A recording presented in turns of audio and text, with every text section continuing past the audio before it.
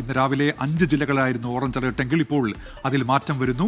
എല്ലാ ജില്ലകളിലും മഴ മുന്നറിയിപ്പുണ്ട് എന്നതിനൊപ്പം 7 ജില്ലകളിലേക്ക് ഈ ഓറഞ്ച് അലർട്ട് എത്തുന്നു. ഇടുക്കി, എറണാകുളം, തൃശൂർ, കോഴിക്കോട്, വയനാട്, കണ്ണൂർ, കാസർഗോഡ് ജില്ലകളിലാണ് ഓറഞ്ച് അലർട്ട് ഉള്ളത്. മിഥില ബാലൻ കോഴിക്കോട് നിന്ന് ഇപ്പോൾ വിവരങ്ങളുമായി ചേരുന്നുണ്ട്. മിഥില, ഈ ശക്തമായ മഴയ്ക്ക് സാധ്യതയുണ്ട് എന്ന കാലാവസ്ഥാ പ്രവചനം ഈ വടക്കൻ കേരളത്തിൽ മഴയുണ്ടോ?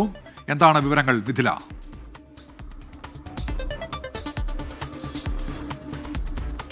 വടക്കൻ കേരളത്തിലേക്ക് വരികയാണെങ്കിൽ വടക്കൻ കേരളത്തിൽ ജില്ലകളിലെല്ലാം തന്നെ അലേർട്ടുണ്ട്. നിലവിൽ കോഴിക്കോട്, വയനാട്, കണ്ണൂർ, കാസർഗോഡ് ജില്ലകളിലാണ് ഓറഞ്ച് അലേർട്ട് ഉള്ളത്. കണ്ണൂരിൻ്റെ കാര്യം എടുക്കുകയാണെങ്കിൽ കണ്ണൂർ നഗരത്തിൽ ഇപ്പോൾ മഴയില്ല. അതേസമയം മലയോര മേഖലകളിൽ, പ്രത്യേകിച്ച് ഇരിട്ടി മേഖലകളിൽ ഇടയ്ക്കിടയ്ക്ക് അതിശക്തമായ മഴയുണ്ട്. കാസർഗോഡും മലയോര മേഖലകളിലാണ് മഴയുള്ളത്. നഗരപ്രദേശങ്ങളിൽ ഇപ്പോൾ നിലവിൽ ചാറ്റൽ മഴ മാത്രമാണുള്ളത്. അതിശക്തമായ ഒരു മഴയിലേക്ക് പോയിട്ടില്ല. പക്ഷേ കാസർഗോഡിൻ്റെ മലയോര മേഖലകളിൽ നോക്കുകയാണെങ്കിൽ അതിശക്തമായ മഴയുണ്ട്. കാസർഗോഡ് തന്നെയാണ് ഈ മഴയിൽ കെടുതി ഉണ്ടായിട്ടുള്ളത്. തൈക്കടപ്പുറം അഴിത്തല അഴിമുഖത്ത് ഫൈബർ തോണി തിരയിൽപ്പെട്ട് 9 പേർക്ക് പരിക്കുണ്ടായിട്ടുണ്ട്.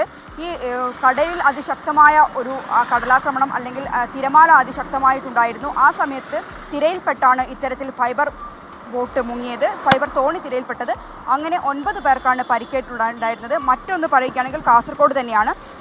കാസർഗോഡ് മുള്ളേരി ആളന്തെടുക്ക സ്റ്റേറ്റ് ഹൈവേ റോഡിൽ ആദൂരിൽ നിന്ന് മുള്ളേരിയിലേക്ക് പോവുകയായിരുന്ന ഓട്ടോറിക്ഷയുടെ മുകളിൽ വലിയൊരു മരം വീണിട്ടുണ്ട്.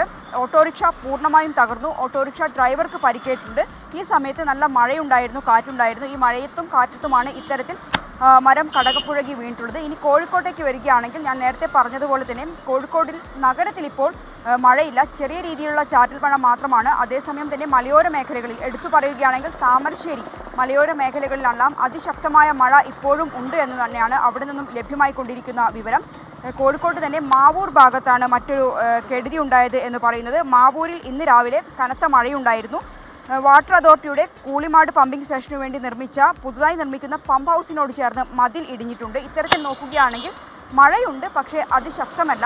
ചിലയിടങ്ങളിൽ മലയോര മേഖലകളിലേക്ക് വരികയാണെങ്കിൽ ഇടയ്ക്കിടയ്ക്ക് അതിശക്തമായ മഴ പെയ്യുന്നുണ്ട്. ഉന്മേഷ്.